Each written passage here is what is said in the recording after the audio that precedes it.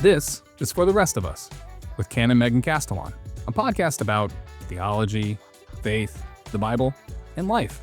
You know, for the rest of us.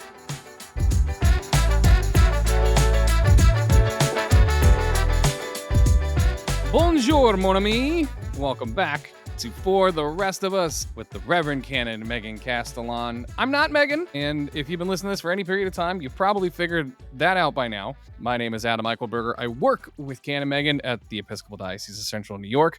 I'm a lifelong Catholic. Now I'm a baby Episcopalian, and I'm just trying to figure this all out. You can kind of consider me the Gilligan. Oh, I volunteer. I'm a human being. To her, Skipper. What, Gilligan, don't just stand there daydreaming. Get to work. And we promise this will not be as long as a 3-hour tour. A 3-hour tour. But we're going to talk about some stuff today, looking at how we understand life and big things through the lens of the Episcopal Church. So, Megan, what are we going to talk about this episode for the rest of us? I thought we would take it easy and talk about evangelism. Okay. Evangelism. All right. Hey, man. We can do that. Yeah. Everyone's least favorite word in the Episcopal Church. It's a scary one. And I can say, again, a lot of times when I talk on this show, a little bit of my Catholic roots come through on this. And I can tell you that this is just as terrifying a word outside of the Episcopal Church, across the Thames, as it were, than it is, everywhere else. So yeah, what do we got? What are we talking about when we talk about evangelism, especially in our Episcopal context? Yeah. So there are all these old jokes that Episcopalians don't do evangelism. We don't do that here. And it's not entirely wrong. There was an understanding in generations past that really, and I've actually heard people say this, if people were going to be Episcopalians, they would be here already, which, is a little snarky, but it also kind of reflects that for many generations, your religious identification was way more tied to ethnic identity and class identity than we think of today. Like, my ancestors were Roman Catholic because they were Irish and they were Italian and a little German. And then the other side is Presbyterian because they were Scottish. It wasn't like they woke up one morning and decided to read Calvin's Institutes of Religion and thought, ooh, this makes sense. It was because they were, in Edinburgh, and that was what you had. And we are barely out of the time when groups of newly arrived immigrants would sort of self-sort into different language-speaking churches. I used to go to a Bible study with some older Lutheran clergy in Arizona, and they would lament singing Norwegian hymns at their parish, and they would say, oh, but then I had to go work at a Swedish parish, and, it was just all different, and those hymns weren't as good. And the other one would say, oh, but the Swedish hymns are the best.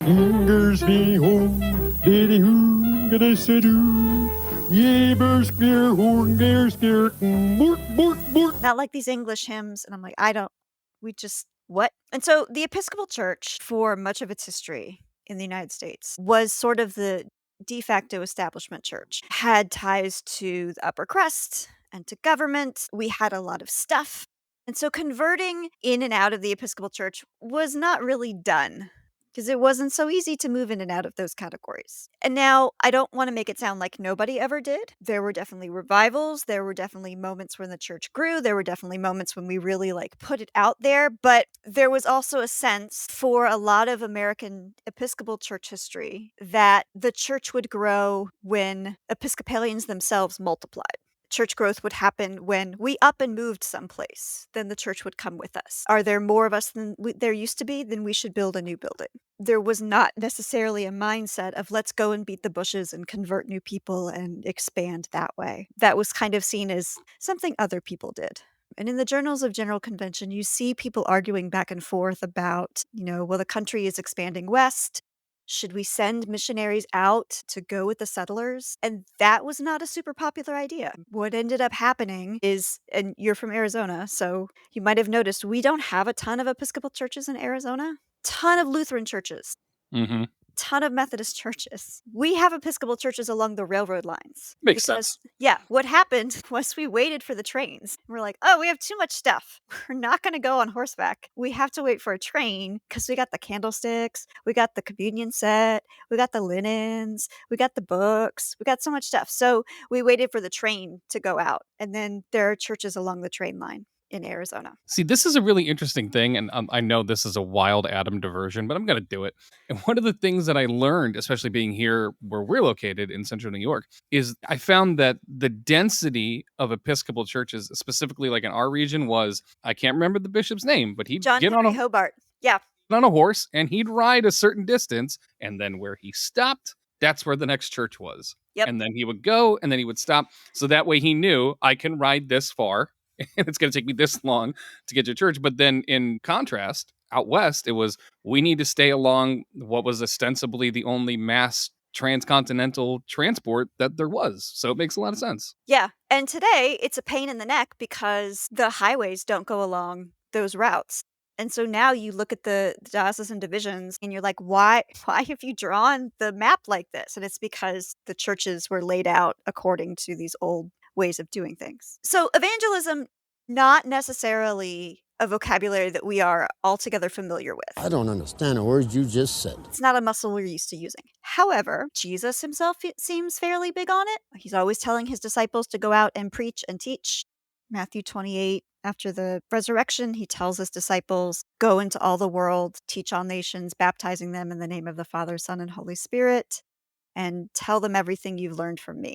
Also, the baptismal covenant that we talked about has the question, will you proclaim by word and example the good news of God in Christ? And we say yes to that. So there's some way that we have to figure out how to communicate the good news that we have found in Jesus. And the heart of evangelism is literally to communicate good news. Good news, everyone! That's what the word means in Greek. We believe we have found something good in our faith in Jesus, and maybe other people would also like it. In one person's framing, evangelism is one beggar telling another beggar where to find bread. I would amend that slightly and say it's one beggar sharing their bread with another beggar, because why isn't the beggar just sharing their bread in the first place? But I don't want to pick on, I think it was Dwight Moody who said that originally. Well, it makes a lot more sense, you know. Just share your bread. What's the beggar's problem? Anyway, This thing I've got.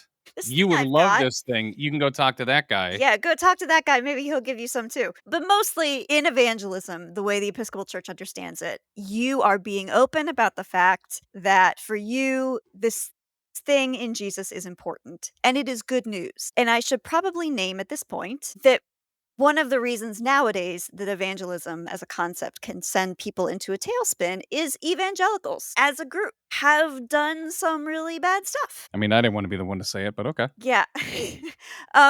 Some really horrible stuff gets carried out in the name of evangelism. Everything from, putting chick tracts on your car to annoying billboards to screaming about aborted fetuses at college to outright lying and abuse and manipulation sometimes happens in the name of trying to convert people to Jesus. When you talk about all these other things, like the guy with the picket signs or like the expensive billboards or like the ad campaigns during the Super Bowl, I really do wonder. I always ask myself, what is the actual return on investment on these campaigns?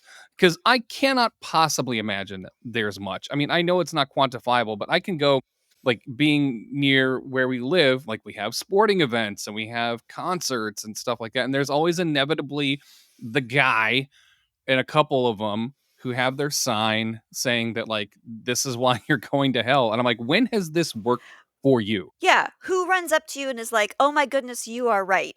You have shamed me to the point that I have now changed my mind. Shame. Shame. Shame. Shame. It does not seem like an excellent way to influence people. Shame does not seem like a super great motivator for people, but I could be wrong. I haven't seen the stats. When I was in college, the first week of college, there was a big evangelical. I went to school in the Bible Belt. So there was a big evangelical group. Everybody was evangelical. And one of the things they did, like the first week of college, is all of these random people started wearing shirts that said, I agree with Sam. And then on the back, it said, a date and a time. And they wouldn't tell you what the shirt was about. And they wouldn't tell you who Sam was. They would just say, it's really important and I really want you to come to this event.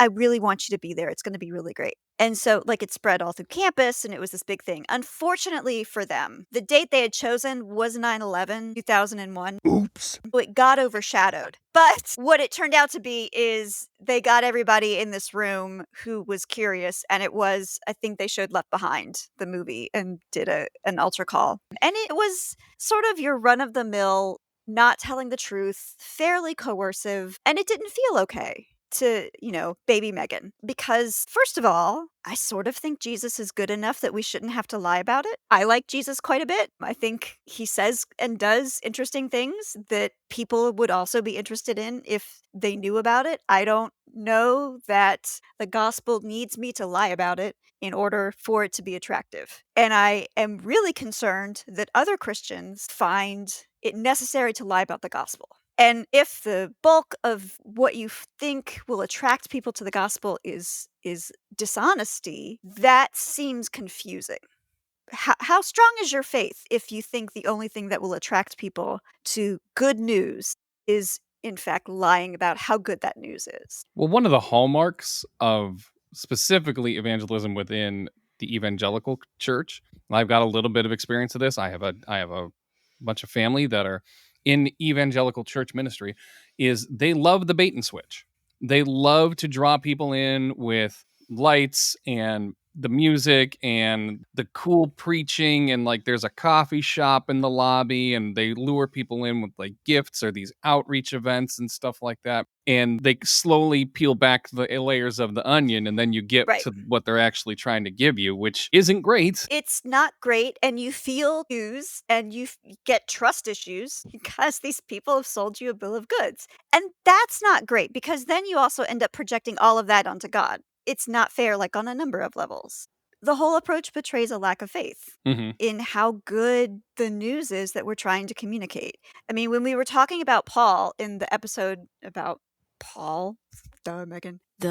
Paul's whole deal was that he was so excited about how great Jesus was and how transformative Jesus' resurrection was that he couldn't get over it. He couldn't shut his mouth up. He was like, okay, but like everything else is a detail. But have I told you about like Jesus? Because he showed up to me and he was like right there. And everyone was like, good God, Paul, shut up. And he's like, no. But do you understand? Like right there. He was right there. Paul didn't like try and like fancy that up or like do 75 different things with smoke and mirrors. He just like would not shut up about the one thing he was so excited about. And for all of Paul's issues, and he had a lot, that I think is a helpful reminder that really Jesus is pretty cool. When we let people meet Jesus, they also find him to be very cool. Like that in and of itself is attractive enough. And also, God convinces people, not Right. us. It is not our job to sell anyone anything. God has his own relationship with every single human being. God is working that out. That is between God and them. We have nothing to do with that. We are not in control of that. We do not get to micromanage people's spiritual lives. All we do, we are not responsible for other people's souls. That's Yes. the other thing. I don't take responsibility for other people's souls. I help them take care of their own soul, Mhm. but ultimately I am responsible for mine. All we do is bear a truthful witness for what Jesus has meant to us and why we do what we do. And like the Portlandia sketch says, this means that church is an option. Church is an option. And that in and of itself is enough to offer people. Maybe God will use that to plant a seed and that'll be enough. Maybe it'll just kind of stick there for the rest of their lives and that'll be it. That's between them and God. That's not up to you. So on the one hand, we need to stop trying to take responsibility for every single other person on the planet. Also, we need to have more faith in the gospel we believe in. Yeah, if it requires some sort of viral campaign to get your point across, you may be missing the mark. Yeah, you may be trying to do something else. And I think this is important. This was really stark a number of years ago in the Episcopal Church. So we have this sort of historic inferiority complex in the Episcopal Church. I hear it sometimes in progressive Christians. I hear it sometimes in older people. When I was doing college ministry, they would say, it's so nice that you convince those young people to come to a whole service. And I'm like, well, but it's not, I mean, church is okay. Like, church is fine. church is nice. Don't you like church? Why are we here if you're suffering? Like, sometimes, and for a long time, I think we have gotten so in the habit of like apologizing for our existence that, we don't think the songs are very nice. We think the prayers are kind of boring. Like, we've absorbed all of these critiques from more conservative Christian traditions, from the society at large. And also, we've absorbed critiques about how we relate to Jesus in the Bible so that we are afraid to use any of the language around it. And so you hear people saying, well, I mean, I used to do it when I was in high school. I would say, I go to church every Sunday. I run the acolytes. I'm on the vestry, but I'm not a Christian. I don't use the word Christian. I'm Episcopalian, but I wouldn't use the word Christian. I like ran half the church, but I wouldn't claim the word Christian because to me, Christian was Pat Robertson. Mm-hmm. And I hear that a lot from Episcopalians, that we are very afraid of the language because it's been so co-opted. Well, also, too, sometimes it's scary to use the words that come along with evangelizing to somebody. Yeah. Like, those words can seem like scary words. Yeah. Well, and that's part of why I wanted to do this podcast, is because I wanted to reclaim that language. Our inferiority complex, in telling us that we can't use those words because the other people have them, and, we can't use those words because we don't want people to think about those things, or we can't use those words because we don't know enough. The problem is if we don't use words like Christian or Jesus, or if we don't talk about the Bible, then the only people talking about Jesus and the Bible are going to be the scary people on the news. And that's not okay. If we don't talk about Jesus and the Bible and what we believe, then the only thing a lot of people are going to know about Christians is what Pat Robertson says, what they hear Westboro Baptist saying in the picket lines, and what they hear on Fox News. And that is a horrible witness to the gospel. That is a horrible witness to the gospel. None of us need to stand on a street corner and hand out chick tracts. And please don't stand on a street corner and hand out chick tracts. But our ability to say, I believe what I believe because I'm trying to follow Jesus. And Jesus hung out with poor people. So I think we should feed them. Our ability to say, I am trying to follow Jesus, so I believe in being kind to every single human being on the earth. Or I believe in Jesus, and so I'm trying to be generous and make sure everybody has enough to eat and everybody has medical care.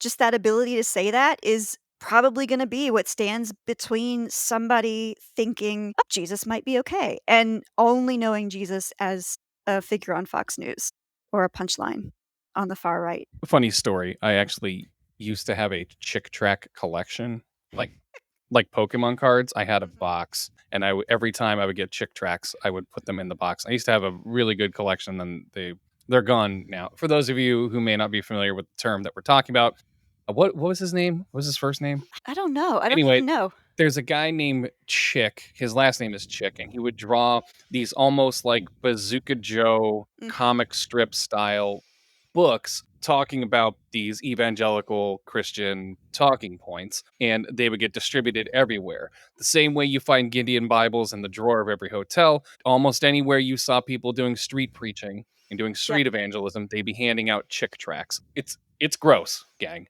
Yeah. They would put them. I used to come out with my mom from the supermarket, and they would put them under everybody's windshield wipers in the parking lot.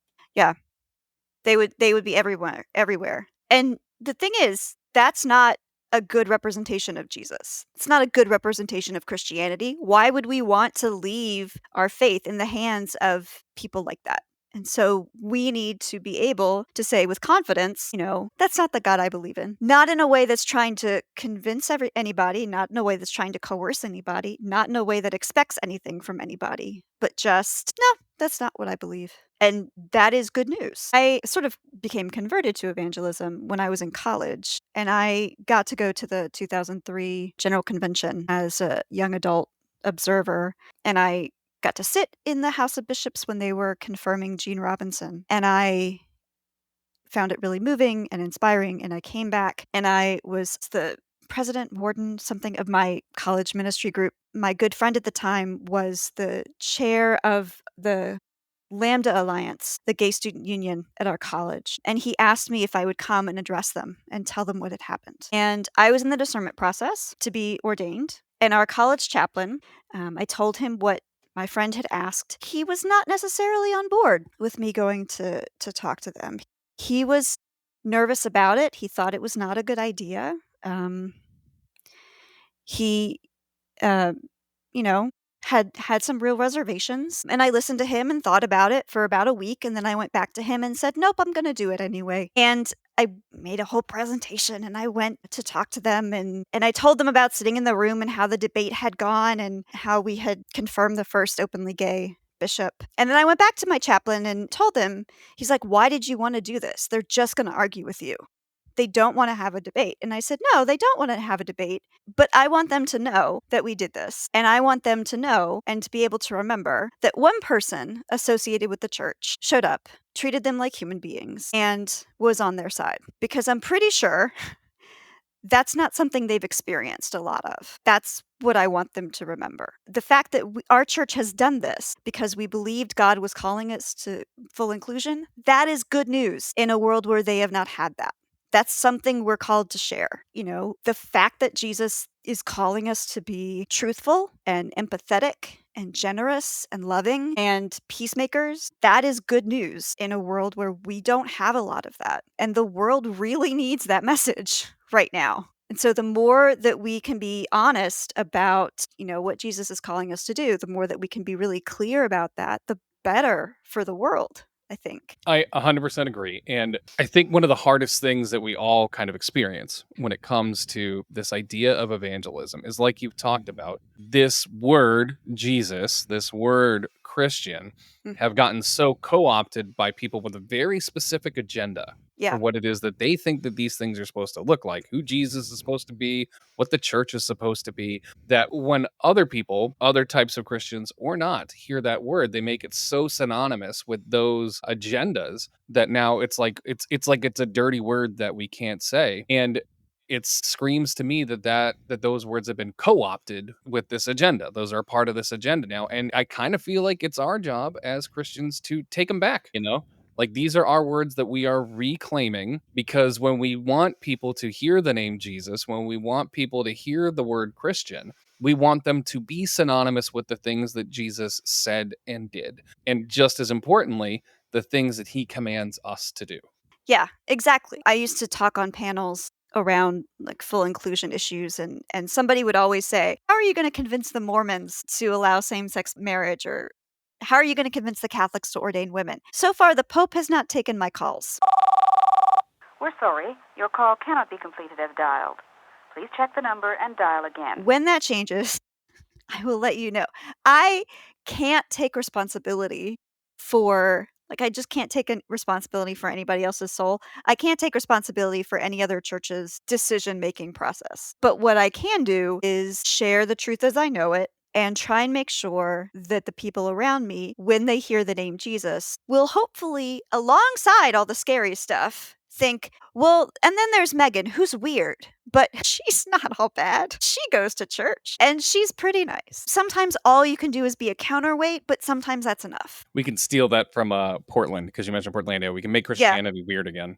Exactly. Make it weird again. Yeah, and I was saying, when it comes down to it, right? Well, when we're talking about this word of evangelism, I heard it said one time that the best form of evangelism is by the way in which you live your life, that it so models the life and teachings of Jesus that when other people encounter you, they're like, there's something about that person that is different, and I want that. And for a long time, especially in my upbringing, it was these very specific things: to be a married person and to have children and to be successful and to have influence and to have money, which all of these things line up perfectly with the gospel. As long as the gospel is a prosperity gospel, these things line up perfectly with that. And I realized that the more and more I lived that life, I was attracting people. But they were people who wanted those things. Not that there's anything bad about being able to be financially stable or to have a loving, committed relationship or to be a parent. Those things are not inherently bad. But when they become the focus of what you're doing rather than these secondary or tertiary parts of living as a Christian, you've flipped the whole thing inside out. You're giving somebody the inside of you're not like the onion's not the best metaphor for this or analogy, but like you're at the like you're giving them just all the stinky layers. You're not doing it what it's supposed to be used for. Yeah. We should be living our lives. Now, again, but it is, yes, it's about how we live and the actions that we take, but there is a component, and I think you'll agree with this, Megan, there is a component to evangelism that involves what we say. Yeah. When I was installed as rector at St. John's, the bishop said, we'd like to quote St. Francis, preach the gospel and use words if necessary. She said, it is necessary now. You have to use your words. Right. People are not getting it all the time. And I think that's really true. We have kind of goes along with why we've been reticent about evangelism. There has been an assumption in the mainline church particularly that we have not needed to push back against the kind of right-wing co-opting of Christianity because it was so obvious to us inside the church that it was nuts. And so we believed that everyone outside the church also understood that this was insane. That of course people must know that this was not at all Christianity and they would never associate it with us. That didn't work. I don't know if you've noticed, but that approach has not done well. In fact, the opposite has happened. And we need now to be very loud and clear, not brutal, but clear about the ways in which our faith has been hijacked and just say this number one, this was on us because we were not speaking in the ways we needed to be speaking. And also this is not of God, what is happening. Yeah, and we're called to do that. What does it mean to be a disciple? A disciple is somebody who follows in the footsteps of a master, right? What did the master do? Jesus did a lot of stuff. Yep. He lived a very specific way, and he did a lot of stuff to help bring the kingdom of God the way that he says that we're supposed to. But he also said things. Yep. So it behooves us to model what Jesus did. Yes. Think that the best thing we can do as we wrap this up is I think we on the podcast, I'm making a unilateral decision without the consultation of the person for who this podcast is named. But I think that this is okay. I think that maybe this is our mission for the next year is, hey, let's make Christianity weird again. Yeah, man. I think let's make it weird. And in that spirit, as we always do, we like to ask Megan for a recommendation. And here is what because you made a Portlandia reference, which made my heart happy because Yes. I am such a Portlandia head. I love that show. And it is one of my comfort shows that, like, if I need to just unplug my brain for like 20 minutes, I will go find IFC on YouTube and I will watch just a cacophony of Portlandia sketches. So I want to know, I'm going to tell you mine first. I'm going to give you a second to think about it. Okay. What is your favorite Portlandia sketch? And I will openly say, I don't know if it's necessarily a sketch, but one of my favorite characters. It's a toss-up between the bicycle rights guy. Bicycle rights! Bicycle rights! Bicycle! On a bike! On a bike! I'm on a bike. Yeah. The guy with the big stretched out earlobes and the Van Dyke goatee. That is my favorite character. The bicycle rights bit. And also the one where he like reforms and like gets all straight edge. I like that one. And also the bookstore owners. And I realize it's a little problematic because of Fred Armisen's portrayal of the other character, but those are mine. So what is your Portlandia recommendation? The overlap between Portlandia characters and the culture of the Episcopal Church is nearly a perfect circle. So I would have to say the Put a Bird on It sketch. Put a bird on it! Absolutely. Is right up there. And also the bookstore owners, the kind of like passive aggressive, sort of forcefully liberal in a very particular yet ineffectual way. And Yes. the passive aggressiveness is something I recognize from some church circles. So there you go, and friends. I deeply enjoy. There you go, friends. You definitely got to go check out some Portlandia. Hey, if you just need to check out for a while, because we understand it's kind of crummy out here right Yeah. now. So if you need the diversion, your homework is 20 minutes of Portlandia. Friends, we thank you for listening. We thank you so much for joining us, for sharing it. Do us a favor on your way out the door. When you find the subscribe button, put a bird on it and Put a bird on it. hit the subscribe, follow the show, leave us a review, and make sure that you tune in next time for the rest of us. Thanks for stopping by and checking out For the Rest of Us with Ken and Megan. If you like the show, maybe subscribe, share it with a friend, leave us a review, and we hope to see you again next time. For the Rest of Us is a production of the Episcopal Diocese of Central New York.